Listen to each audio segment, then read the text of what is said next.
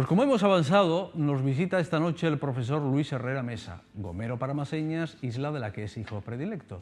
Biólogo, Premio Humboldt, Cruz de la Orden del Mérito de la República Federal de Alemania, profesor de Biología y catedrático de la Zoología de la Universidad de Navarra, de la Autónoma de Madrid, también de la de Múnich. En la actualidad es catedrático emérito del Departamento de Biología Ambiental. Igual me quedo algo, pero ya le preguntaré a él para que me corrija. Acaba de impartir una conferencia en el Casino de Tenerife sobre la reutilización del agua en Canarias. El agua en Canarias, nada menos, con lo que hemos hablado aquí de este asunto. Pero, señor Herrera, muy buenas noches. Buenas noches. Muchas gracias por estar aquí. Oiga, la noticia ha saltado esta tarde. A mí me ha sorprendido esta nota del CSIC, me ha sorprendido, me ha asustado, porque mira que han hecho un trabajo en Gran Canaria, el Cabildo, para erradicar la culebra californiana, la ardilla en Fuerteventura principalmente, pero ahora nos dicen que han llegado a Tenerife y que se han registrado. ¿Esto qué significa desde el punto de vista científico, desde el punto de vista de la biodiversidad? Bueno, el tema desde el punto de vista de la biodiversidad, las islas siempre han sido pues sometidas a una serie de especies invasoras, prácticamente desde la colonización por los castellanos cuando llegaron aquí a Canarias, pues traen especies que no eran autóctonas y entonces se produce efectivamente pues ese efecto de las especies invasoras sobre las especies autóctonas, ¿no? Lo tenemos muy claro, por ejemplo, el caso este de la ardilla moruna que se comenta ahora, pero también diferentes especies. Tenemos el caso, por ejemplo, del muflón, que fue introducido el arruí, en el Parque del Teide. El arruí de La Palma, ¿no? Exactamente, claro, que ha sido un problema que, bueno, más o menos se ha ido paliando y está, bueno, pues más o menos controlado. No es difícil que estas especies invasoras pasen de una isla a otra. Hay que pensar en el tráfico tremendo que tenemos entre las islas, vía aérea, vía marítima, etcétera. Y entonces, pues, el paso de cuando hay una especie invasora, evidentemente hay que poner todos los planes de contención para que esa especie no se difunda. Pero claro, han hecho pues, un daño, especialmente, por ejemplo, sobre la fauna. Tenemos un caso que ha sido muy bien estudiado en la isla de La Gomera, que es el lagarto gigante de La Gomera, la Certa Galotti Bravo, dedicada al profesor Teleforo Bravo. Y esta especie, pues, especialmente los roedores, son los que han atacado especialmente al lagarto gigante y mediante el programa LIFE de la Unión Europea, pues se han hecho una serie de, se ha llevado a cabo una serie de acciones que hoy, digamos, que está en franca recuperación el lagarto gigante de La Gomera, por ejemplo, ¿no? Bueno, ahora se están incluso, pues, volviendo a reintroducir esta especie en la isla, ¿no? Pero claro, tenemos que ver que esto es un fenómeno que está muy bien estudiado en diferentes archipiélagos. Los archipiélagos son siempre muy sensibles a las especies invasoras. ¿Por qué? Porque son ecosistemas cerrados, ecosistemas limitados. Y entonces, claro, cuando llega una especie que es más ubícuota, que tiene un régimen de alimentación mucho más amplio o lo que sea, pues efectivamente termina desplazando a las especies autóctonas. Y este peligro... Bueno, yo me he dedicado, he escrito algunas cosas, algunos artículos de divulgación sobre, por ejemplo, la difusión de las especies invasoras a través de las aguas de lastre de los barcos. Los barcos utilizan agua de lastre cuando hacen pues, un viaje de un continente a otro, por lo que fuera. Claro, a través de esas aguas de lastre pues, se transmiten cantidad de huevos, de larvas, que luego son introducidas. Es decir, para que nos hagamos una idea, en el mar Mediterráneo aproximadamente el 25% de las especies marinas son exóticas. Han sido introducidas especialmente con la apertura del Canal de Suez. Entonces la navegación a través del Canal de Suez pues, hace que muchas especies que son oriundas del Océano Índico pues, se introducen a través del Mar Rojo y hoy encontramos pues, especies que están perfectamente, incluso desplazando a especies autóctonas. Bueno, pero uno entiende eso porque son aguas de lastre, o sea, el barco coge agua, la lleva de un continente al otro o la mueve de un mar al otro, ¿no? De un océano al otro. Vale, eso parece más fácil, ¿no? Lo que es más... O que se te meta en una madera que ha venido de no sé dónde, lo que está pasando ahora en la zona de Tacoronte, que se te mete una polilla que está siendo un desastre, ¿no? Claro, hay un problema de control fitosanitario, por ejemplo, con el asunto de los insectos. Hombre, con la culebra, que es un bicho bastante escurridizo, se te puede meter en cualquier sitio y la traes en el barco y basta que venga aquí y ponga huevos y eclosionen, ¿no? Porque si se reproducen en Gran Canaria, se reproducen en Tenerife. Claro. Y con la ardilla igual, es un bicho también bastante escurridizo. Claro. La cuestión está en que en el tema de la ardilla, de verdad, no, estoy haciendo memoria, no sé cómo se introdujo, supongo que se habrá introducido por diversión o por algo parecido, pero la culebra se introduce por los modismos, porque nos encanta tener un terrario y traemos ahora una serie de bichos y resulta que la serie de bichos se adaptan perfectamente aquí. El cangrejo rojo en San Andrés. El cangrejo rojo no sé cómo llegó, tampoco lo recuerdo, pero tenemos otro elemento discordante con nuestro ecosistema, ¿no? El cangrejo rojo, por ejemplo. Claro. Sí, eso es así. ¿Qué hay que hacer? ¿Erradicarlo? ¿Qué hay que hacer? ¿Erradicarlo? Evidentemente, hay que erradicarlo. Como fue introducido el eucalipto en las islas, y gracias a Dios pues hay un programa para ir erradicando todo el eucalipto de nuestros montes. ¿Por qué? Porque es una especie exótica, no es autóctona de la... Y bueno, el eucalipto se carga todo lo que está alrededor. Exactamente, ¿no? Y compite con nuestra flora, ¿no? Entonces, claro, lo que hay que hacer son poner los recursos y los medios adecuados para, pues, efectivamente, eliminar todas estas especies invasoras, ¿no? El caso que usted acaba de citar, por ejemplo, el cangrejo, el Procambarus clarki, que es el cangrejo rojo que se ha introducido, fue introducido en el delta del Guadalquivir y prácticamente ha ido ascendiendo y ha crecido y se ha desarrollado en toda la península. Bueno, pues Procambarus clarki, que es el cangrejo rojo pues hoy compite con la especie autóctona que es el cangrejo de río nuestro, que es la especie Australopotamobius palipes, ¿no? Entonces, claro, pues es un problema, ¿no? Y hoy es muy difícil de erradicar el Procambarus porque es una especie invasiva y que prácticamente se encuentra en toda la península, ¿no? Otro caso ha sido, por ejemplo, muy destacado el tema del mejillón cebra. El mejillón cebra en la península pues es una plaga, es decir, que prácticamente ha colonizado todos los canales y las conducciones de agua y forma tal cantidad de colonias que luego terminan colapsando las propias tuberías, y las acequias, ¿no? Es decir, y es un problema, por ejemplo, también el tema del mejillón cebra, como digo, ¿no? Es decir, las especies exóticas, pues lo que hay que hacer es poner todos los planes de contingencia para poder erradicarlas. Aquí en Canarias hemos tenido, por ejemplo, un insecto de la familia de los curculiónidos, que es el picudo de la palmera, que ha afectado muchísimo a las palmeras. Se han adoptado las medidas adecuadas para cuidar los palmerales nuestros y hoy prácticamente, pues podemos decir que prácticamente el picudo está bastante controlado. Pero esa es la razón de ser de los centros fitosanitarios para poder contener este tipo de plagas. Y hemos tenido el último mosquito tigre, ¿no? que hemos tenido también un problema con él, que se ha detectado en Fuerteventura, que rápidamente ahí el instituto ha llegado y lo ha pillado. Pero, mire, ¿usted viene de... ¿Qué tal fue en el casino? ¿Perdón? ¿Qué tal le fue en el casino? Pues yo creo que fantásticamente bien. ¿Sí? Hoy he recibido bastantes WhatsApps de diferentes gentes que asistieron a la conferencia y, hombre, los profesores siempre pues abrimos como lo he hecho con esta sesión de ahora, para que efectivamente pues mañana me digan lo que les ha parecido bien, mal o regular, ¿no? Reutilización del agua en Canarias. Oiga, ojalá se pueda reutilizar toda. No sé en qué medida vino, porque no estuve en la conferencia, obviamente, porque estaba aquí yo en lo mío, ¿no? Pero cuando usted titula la conferencia Reutilización del agua en Canarias, ¿a qué nos estamos refiriendo? ¿A lo que utilizamos y lo tenemos que volver a utilizar? ¿O no tirarlo al mar? Claro, yo lo que he propuesto ayer un poco que se puede poner como ejemplo, la reutilización como ejemplo de un producto más en una economía circular.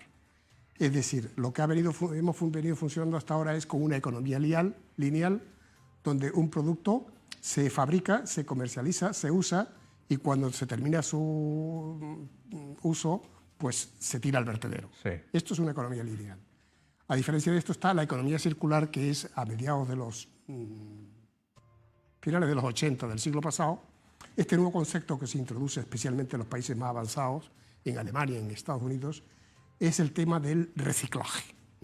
Parece una cosa de, bueno, pues eso es trivial, ahora nos parece trivial, pero lo que viene a ser es decir que el producto, una vez que se usa, en lugar de tirarlo a un vertedero, los componentes de esa lavadora, de esa nevera o de ese electrodoméstico se pueden volver a reutilizar para producir nuevos electrodomésticos. Bueno, pues esto es lo que vengo yo a decir también del agua. el agua, en lugar de usarla, es decir, primero se produce porque se potabiliza, se consume y luego se tira al barranco o al mar. No. Ahora tenemos una directiva comunitaria, la Directiva 91, sobre depuración de aguas, y la Directiva Marco de Agua de la Comunidad Europea, que nos hace que las aguas, primero, deben ser depuradas y en determinados entes y núcleos de población, además de depurada, puede ser regenerada y reutilizada y reciclada para volver a usarla pues, en usos agrícolas o en usos industriales, etc., ¿no?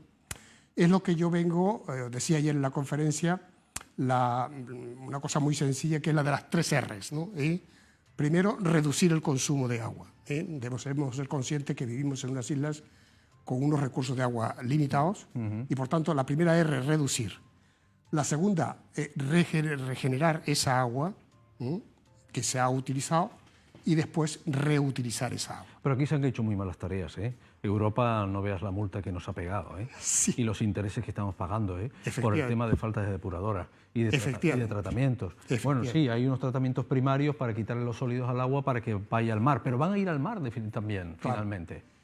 El tema está en que España, bueno, pues, hombre, tampoco lo ha hecho tan mal. Es decir, yo decía ayer un poco en la conferencia que ha habido comunidades como Madrid, Cataluña, Murcia, Navarra, que están al 100% del cumplimiento de estas directivas comunitarias, ¿no?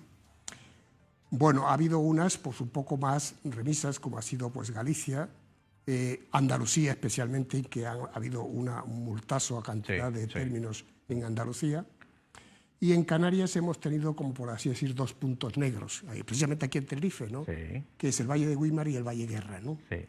Y bueno, todos conocemos el problema que ha sido esta no cumplimiento de las directivas que el Tribunal Superior el Tribunal de Justicia Europeo pues ha sancionado al Gobierno de España con una multa muy millonaria, 11-12 millones de euros, sí, señor, y luego unos 11 millones semestrales por semestre mientras no se satisfaga las exigencias de la directiva comunitaria. Claro, estos son, en definitiva, recursos que se detraen que se podrían dedicar a la sanidad. He visto hoy el debate que hay en el Parlamento, sanidad, no solo aquí, sino también en toda España, ¿no? El tema de las listas de espera y demás. Pero cuando te traes recursos para pagar multas, pues evidentemente no los dedicas a la universidad, a la investigación, a la sanidad, etc. ¿no? Bueno, yo espero que las autoridades pondrán los medios adecuados para que se resuelva esta problemática, ¿no? Ya. Pero bueno, vamos a ver, usted cuando plantea, entiendo, en la conferencia la reutilización del agua, está dando ideas, claro, dará ideas, claro, y dará claves y posibilidades. ¿Y qué posibilidades son? Solamente porque, claro, entonces decimos, vamos, la depuramos, vale, pero para depurarla hay que poner una serie de máquinas, ya sean biológicas o mecánicas. Evidente. Pero hay que ponerlas a funcionar. Evidente. No, porque no hay otra solución. Claro, claro, es decir, que primero, hay que contar con... Primero, decía yo ayer que una red de alcantarillado, que no creamos que es fácil, es decir, ya, bueno, a nivel mundial, prácticamente, es decir, el 50% de la población mundial carece de problemas, de sistemas de alcantarillado para recogida de las aguas. Don Luis, aquí tenemos algunos valles, por ejemplo el Valle de la Orotava, lleno de alcantarillas que no se utilizan sino para las aguas pluviales, porque cuando llueve pasan por ahí, pero no ese es el destino final de ese, ¿no? Ni siquiera las casas están conectadas a la red de alcantarillado. Lo que hay es primero que ver ese sistema de colectores, llevarlos a unas depuradoras, hay que depurar las aguas. Claro. No, como usted decía, pues el tratamiento primario de eliminación de sólidos de suspensión, de turbinas, etcétera. Sí, sí. Un tratamiento secundario y con un tipo de tratamiento no muy exigente, esas aguas pueden ser reutilizadas en la agricultura. Y entonces, claro, todos esos hectómetros cúbicos que podamos dedicar de aguas regeneradas para la agricultura es agua que no detraemos de las galerías para Mire, el riego. Le veo enterado de la actualidad regional. Sabe que hay un movimiento en la Isla Baja en contra de la instalación de una depuradora, pero una depuradora industrial. Ellos opinan que la solución es una depuración biológica y que además es escalable. En este programa también ha estado algún ingeniero hablando de la posibilidad de que se pueda escalar, ¿no? ¿Usted tiene opinión formada sobre el tema de la depuración biológica, de la depuración natural, digamos, que es lo que, por ejemplo, este nutrido grupo de vecinos y de la comarca quiere? Ahora se ha unido precisamente el colectivo de los Silos también a este movimiento. Bueno, evidentemente, para determinados núcleos de población, evidentemente no se puede pensar que hay que hacer una instalación de una depuradora con un tratamiento primario, secundario y terciario. Hay tratamientos como son los filtros verdes, como son los que ha existido de siempre, pues pequeñas aldeas que tienen muy poca población, pues hay sistemas alternativos para... lo que hay que tener en cuenta es también un poco la naturaleza del suelo. ¿Para qué? Bueno, pues para evitar que las aguas residuales puedan contaminar las aguas subterráneas. Eso sería un problema. Eso sería un problema, es decir, porque si las aguas subterráneas se contaminan por las aguas residuales de superficie, tenemos ahí un problema. Hombre, aquí el Pozo Negro era el pan de cada día y en algunos sitios sigue siendo el pan de cada día, ¿no? O sea, luego, otro tema es el tema de la explotación de los pozos, especialmente en los barrancos, es decir, en San Sebastián de la Gomera, donde yo procedo, pues ahí hemos tenido un problema ya desde hace años. Y es que, claro, la excesiva explotación de los pozos lleva al problema que llamamos de la intrusión marina. Es decir, se introduce el agua del mar, entonces se saliniza ese pozo y prácticamente hay que dejarlo de utilizar. Aquí en Santa Cruz de Tenerife, pues yo soy consciente de que hace unos años teníamos un agua muy buena, de calidad, que podíamos beber directamente del grifo.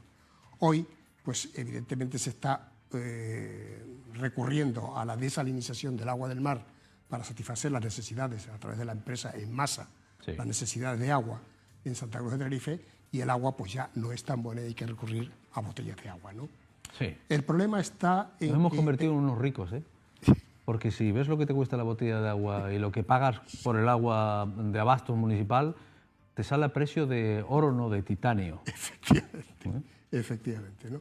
Hombre, la administración, en masa, en fin, se está trabajando con los planes hidrológicos de las islas. ¿Para qué? Bueno, pues porque hay que estudiar el ciclo integral del agua, ¿eh? Y luego yo proponía ayer también en la conferencia el tema de las 3 T's, ¿eh? El tema de las transferencias, el tema de las tarifas y el tema de las taxes, en inglés, de los impuestos. Taxes, impuestos, por eso 3T. Sí. Bueno, entonces, claro, hay que ver que claro, las transferencias son las que son, hay que luchar por esas transferencias. Se ha hecho muchísimo a lo largo de todos estos años, porque sería inconcebible todas las depuradoras que se han hecho en la península y aquí en Canarias si no hubiera sido por los fondos de cohesión y los fondos FEDE. Pero aquí tenemos una historia de depuradoras que no funcionan, que están abandonadas. Hubo una política de hacer depuradores en muchos sitios que son auténticos trastos. Por ejemplo, la del Valle Güímar. Lo decía ayer también en la conferencia, y especialmente el año pasado que di también una conferencia con motivo del Día Mundial del Agua. ¿Ha habido una alegría con el dinero ajeno? Claro, pero sobre todo es que si se hace una infraestructura de esta y luego no se mantiene, no ha servido para nada. Claro. Es más, se ha hecho el canelo, es decir, no se puede hacer una depuradora y luego no tener unos... Yo soy de formación alemana, ¿no? Es decir, en temas de... Y claro, hay que tener unos controles de calidad. Cuando yo estuve en Alemania veía ya en los años 80, antes de que España ingresara en la Comunidad Europea, cómo había un sistema de depuradoras, especialmente en Múnich, en Karlsruhe, en Stuttgart. Visité algunas y era una maravilla. Es decir, estas depuradoras, claro, las depuradoras hay que mantenerlas. Hay que mantener los filtros, hay que mantener el tema de los lodos. Los lodos no es cualquier cosa, hay que decantar esos tanques de decantación donde se producen esos lodos, hay que extraer esos lodos, hay que tratarlos y reutilizarlos también en la medida de lo posible pues, para la agricultura, produciendo composto o lo que sea. Pero claro, quiero decir que hay que hacer un mantenimiento de las depuradoras porque si no es un dinero mal invertido. Tenemos, yo diría que gracias a estar en la Comisión Europea, pues esto nos permite tener o poder disfrutar en los próximos años de un medio mucho más saludable, porque si no, las sanciones nos van a venir. ¿Usted cree que la mala y pésima gestión del agua de tierra nos ha llevado a tener que desalar agua? Y ahora hay un problema, que hay muchos grupos y muchos colectivos que están hablando de que la desaladora lo que hace es salinizar en exceso, porque esas sales vuelven otra vez al mar y se salinizan en exceso determinadas zonas, ¿no? Con lo cual la fauna te la cargas. ¿Usted es biólogo? Lo comentaba ayer, también en la propia conferencia, de que efectivamente, primero, si tenemos un agua que depurada y regenerada se puede reutilizar, esa agua, aunque hay que hacer un gasto en tratamientos, en tanques, etcétera, ¿no? En red de distribución. Eso va en la factura, digamos. Sí. Pero sigue siendo más barata que la desalinización. Lo comentaba ayer con don Ricardo Melchor, que fue presidente del Cabildo aquí de Tenerife. Que le presentó además la conferencia. Que le presentó la conferencia, y él también, que es ingeniero industrial y sabe lo que vale el metro cúbico, aunque se ha mejorado muchísimo todas las tecnologías de desalación de agua de mar, pues todavía sigue siendo más barato utilizar el agua regenerada para la agricultura que el agua desalada. Claro, yo comprendo que en islas como Lanzarote o Fuerteventura, que tienen un exceso de demanda turística, Sí. pues claro, evidentemente, si no hay pluviosidad, si no hay embalses, si no hay aguas subterráneas, evidentemente hay que recurrir al agua desalada. Pero también ponía allí alguna transparencia de la regeneración de agua en el mundo. Y precisamente, es decir, los países más avanzados, Estados Unidos, en toda Europa, en Japón, en Australia, en Sudáfrica, pues está regenerando muchas aguas y utilizando estas aguas regeneradas para la agricultura y especialmente también para los riegos de los campos de golf, ¿no? Es decir, lo que pasa es que las posibilidades que tienen las aguas regeneradas son muchísimo en relación con lo que realmente se está haciendo, que ahora mismo satisface aproximadamente un 5% de las necesidades reales. Ya. Pero claro, el problema está en que hemos pasado cada vez de una población rural a una población urbana. Ya. Y esa población urbana demanda más cantidad de agua. Usted sabe que hay un debate, y si no lo sabe le cuento, hay un debate ahora en la Isla del Hierro con el tema de que, por ejemplo, el ingeniero Carlos Soler Lisera, al que yo creo que no se le puede poner en cuestión, porque donde ha puesto el ojo ha puesto la bala, ¿no? Ha dicho que es una locura que se desale agua en el Hierro, cuando, por ejemplo, dice que haciendo una galería en la otra cara del Nisdafe, esto es la mejor de las alternativas porque sigue insistiendo en el que el Hierro tiene agua suficiente. Agua subterránea. Agua subterránea suficiente, ¿no? Claro, uno llega a pensar si hay algún interés en que se pongan desaladoras y no se saque agua del acuífero, ¿no? Porque el Hierro, estamos hablando del Hierro, ¿eh?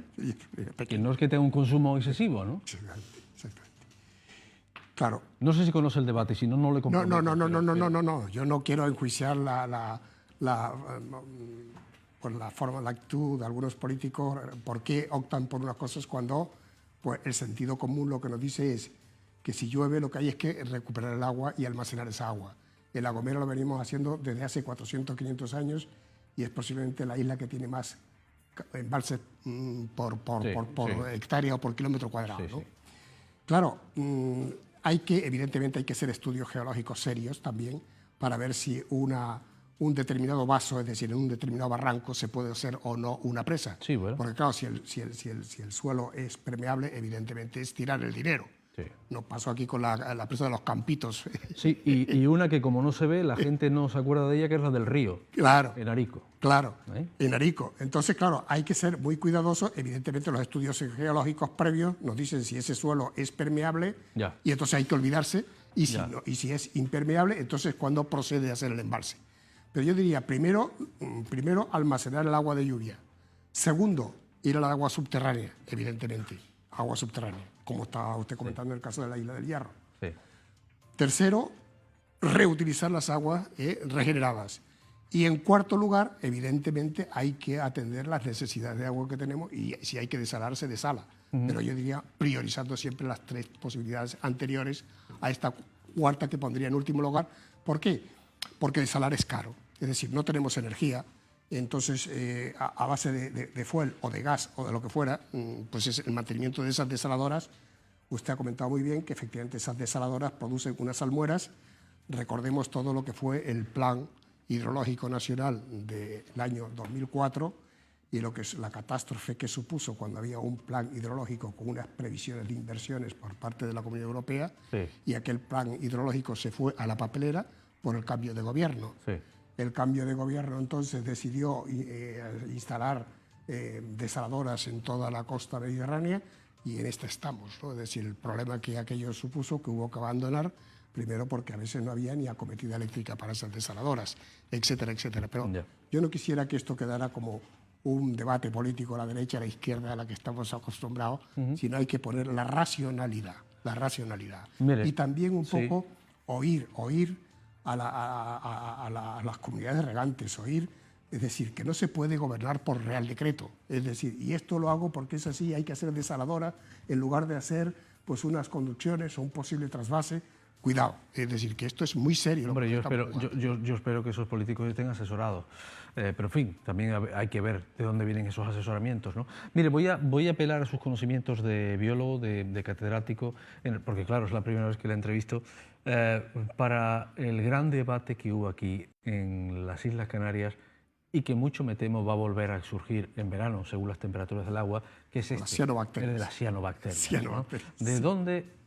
¿De dónde proceden las cianobacterias? Hay quien mantiene que las cianobacterias, efectivamente, estas microalgas, proliferan por el calentamiento global, que por el calentamiento del mar, pero que claro, el apetito es tan voraz que si además están al lado de un emisario, pues proliferan más, porque tienen alimento. Eso es parte de... Una parte de la comunidad científica dice que no y otra parte de la comunidad científica dice que sí. Y después nos encontramos con otra cosa que ya yo he visto escritos del Gobierno de Canarias del año 2004 sobre la cigatera. Pero eso es una toxina que tienen los peces, de la que me gustaría preguntarle también por si tiene conocimiento. Pero bueno, de las cianobacterias, ¿en qué momento estamos? Bueno, yo vivo en la península, en Pamplona, es decir, generalmente es donde digo que tengo establecido generalmente el cuartel general. Ahí el agua es más fría, Es 2 o 3 veces al año y conozco el gran debate que ha supuesto el tema de la aparición de las cianobacterias en nuestros mares. Ajá. Bueno, evidentemente yo no soy biólogo marino, estudié biología marina aquí en La Laguna, oceanografía, etcétera. Me he dedicado más a la entomología y a la limnología y por eso es por lo que estoy ahora un poco hablando del tema de las aguas. Pero pienso que no es posible, es decir, que no creo que haya una sola componente del tema de los emisarios con aguas residuales para que fueran estos la causa de la producción de estas cianobacterias yo me inclino a pensar, ¿por qué? Bueno, pues porque emisarios ha habido desde que prácticamente, es decir, yo reconozco cuando era chico en mi pueblo, en San Sebastián de la Gomera, que prácticamente nos bañábamos en el agua, que era vertida junto al agua residual. Sí.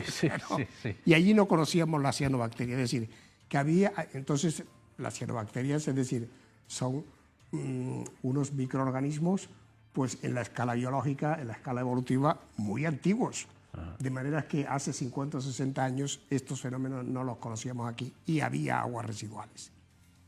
Yo creo más, en mi opinión, que no he estudiado este asunto en concreto en el laboratorio, cuidado, es decir, en mi opinión es que se produce, hay un efecto, el efecto del calentamiento y del cambio climático está afectando en cierto modo a los océanos en la medida en que hay mayor CO2 disuelto en el océano y hay una especie de calentamiento, es decir, de mejora de la temperatura.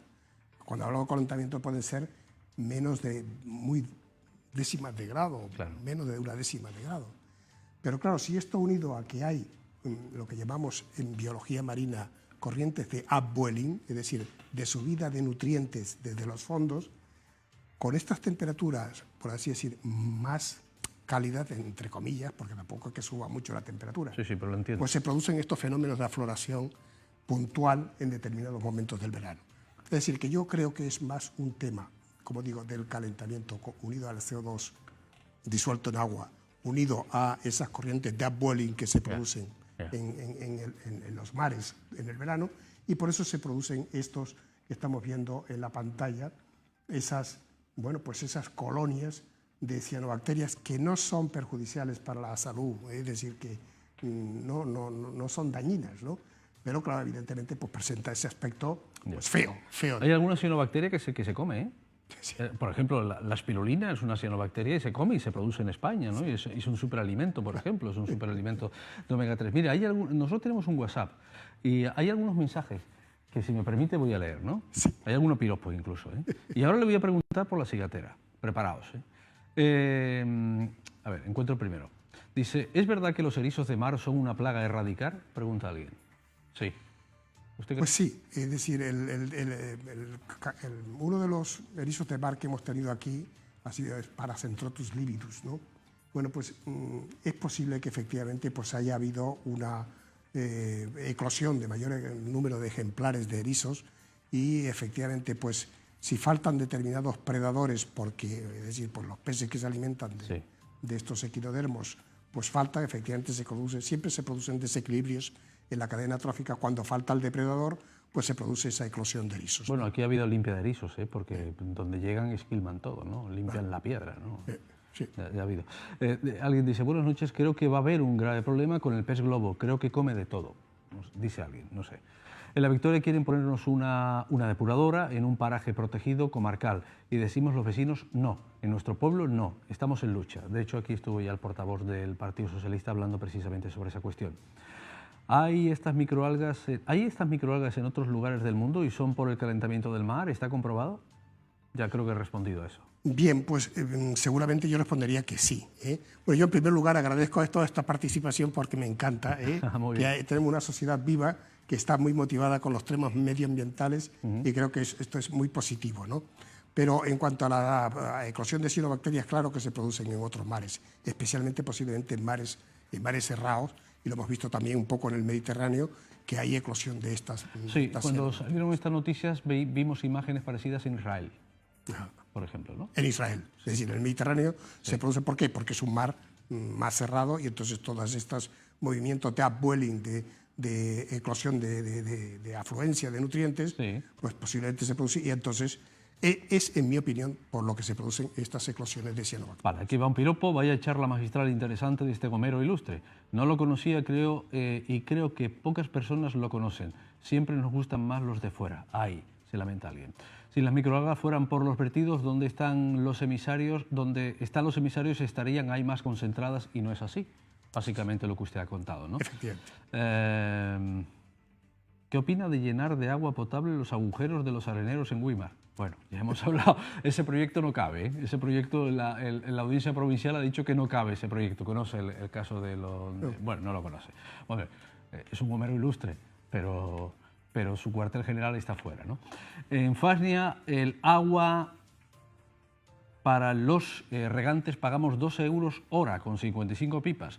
26.400 litros por 12 euros. Saque la cuenta, el coste del litro es 0,00045 euros el litro. Este señor se ve que sabe de lo que habla, pero se moja poco. Gracias, caballero. Se moja poco. Vale. ¿Qué opina de la termita californiana en Tacoronte? Esa es la que yo hablé antes. ¿Conoce el asunto de la termita californiana? Bueno, tenemos una invasión de termita californiana que ya se ha detectado incluso en algunos árboles. Bueno, lo que sí espero que... vamos a ver la próxima imagen. Miren, desde el año 2004 el Gobierno de Canarias, ahora ha salido un artículo, lo leí en el Canarias 7, ha estado estudiando el asunto de la cigatera. Estamos hablando de peces contaminados con esta toxina. Algunos incluso lo han relacionado con la cianobacteria, algunos incluso. ¿Qué pasa con esta toxina? Que no es como el anisaki es un gusanito, ¿no? El anisaki, bueno, pues lo congelas y muere, o lo cocinas y muere, pero esta toxina, no muere. Ni siquiera con alta temperatura ni a baja temperatura. ¿Qué ocurre si te comes un pescado contaminado? Hay unos controles ya, de hecho este reportaje se ha grabado en los laboratorios del Oceanográfico en Canarias, ¿no? ¿Qué pasa que si te comes un pescado contaminado? Bueno, pues que te entran unas náuseas, te entran unos mareos y te entra un problemón grande, ¿no? Ahí incluso hay una descripción interesante que hacen desde este documental del Oceanográfico sobre los males que te va a producir si te pillas esta toxina. Es un problema la cigatera, estamos hablando de peces, no sé si el bocinegro, si ¿qué otro pez? De hecho, en estos artículos aparecen los peces los que más están contaminados o los que sí les ataca más la cigatera. Este es un problema del cambio climático, no lo sé. ¿De dónde aparece la cigatera? Bueno, es una toxina. Es una toxina y claro, esto nos pasa también, por ejemplo, quiero decir que... Ahí están los problemas que te acarrea el que te lleves el pescado con la toxina, ¿no? Mira, vómitos, diarrea, náuseas, deshidratación, pulso débil, hipertensión, aumento de tensión arterial.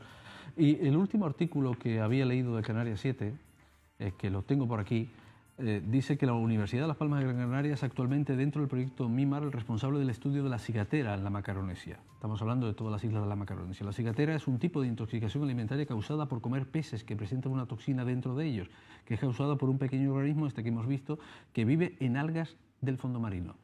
Este microorganismo se encuentra naturalmente en el ambiente marino.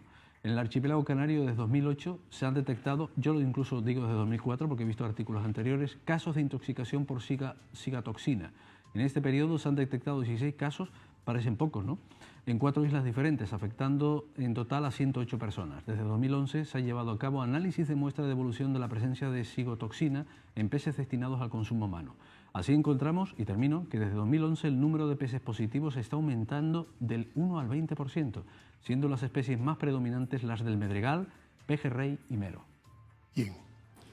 Bueno, yo como biólogo, Sí. mi recomendación es, bueno, que problemas de intoxicación hay también cuando en cultivos de mejillones, pues estamos viendo esta toxina. Mi recomendación, y le digo yo siempre a mi mujer, es decir, cuidado con el pescado. Yo estos días aquí en Canarias estoy comiendo pescado todos los días, los días. Aprovecho para comer pescado azul, pescado blanco, de todo tipo, ¿no? Prácticamente una papita, un poquito de ensalada y un pescadito, ¿no? Pero como garantía, yo lo que recomendaría es hacer bien el pescado. La fritura, el guiso o lo que sea, es decir, y ahí tenemos garantía de la esterilización y no presencia de esa Usted sabe toxina. que tenemos una moda de restaurantes Claro, asiáticos. los ceviches y los pescados crudos, todo esto. Y yo como biólogo, pues no recomendaría comer pescado crudo. Es mi recomendación. Estamos viendo lo que es esa toxina, la cantidad de daños que puede producir. Bueno, pues claro que cuando te como una seta sin estar convenientemente asesorado, pues te puedes morir por las toxinas de la seta, ¿no? Entonces, como recomendación a las madres de familia, ¿qué diría yo? Primero, si es posible, una corriente de frío, tener el pescado 2 o 3 días en el congelador antes del consumo. Y luego, al hacer ese pescado que ha pasado por el congelador a menos 15, menos 20 grados de temperatura, luego hacerlo y hacerlo bien. En la fritura, vuelvo a repetir, o en el guiso o lo que sea. ¿Por qué? Pues porque hay microorganismos, hay bacterias, hay toxinas, que son las que efectivamente nos pueden complicar la vida. Lo mismo diría hay que tener cuidado, pues aquí en Canarias se acostumbra a comer pues, la lapa prácticamente cruda.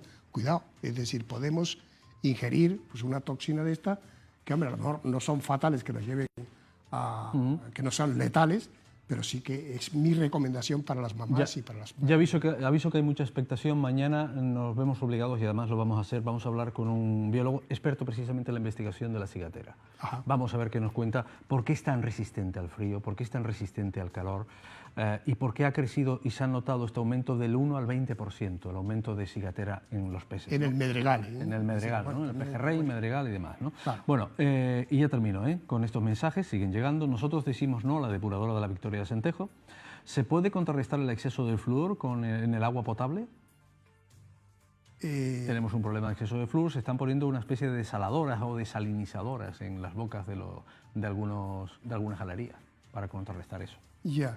Bueno, el flúor es recomendable siempre, es decir, para la decisión de los niños, de los bebés y de los mayores. Pero ¿no? muy poco, claro. Lo que pasa es que tenemos un problema de demasiado flúor en el agua, porque los acuíferos han tocado suelo, en algunos casos, y ese es el gran problema, ¿no? Claro. La cuestión es, ¿se puede contrarrestar el exceso de flúor en el agua potable? Hombre, se está haciendo, yo puedo decir, porque lo hemos dicho aquí ya varias veces, se está haciendo con determinada depuración, no desalación o desalinización, porque no sé si exactamente hay una diferencia de una cosa a la otra, ¿no? Pero se está haciendo, eso está haciendo, y con la mezcla de aguas. ¿Es verdad que la panga está llena de mercurio y que a la larga es cancerígeno? No sé si usted me puede responder a eso, ¿sabe algo de esto? La panga mejor no usarla en el consumo humano. Muy bien, pues porque los controles de calidad de donde nos vienen los cultivos de panga no son lo suficientemente exigentes, y yo lo que diría es eliminar la panga de la dieta en los canarios. Muy bien. Y lo último, está bien, ya me quedo con eso. ¿Qué me dice de la cría de pulpo en cautividad y que sea aquí donde se vaya a conseguir? ¿Se abaratará?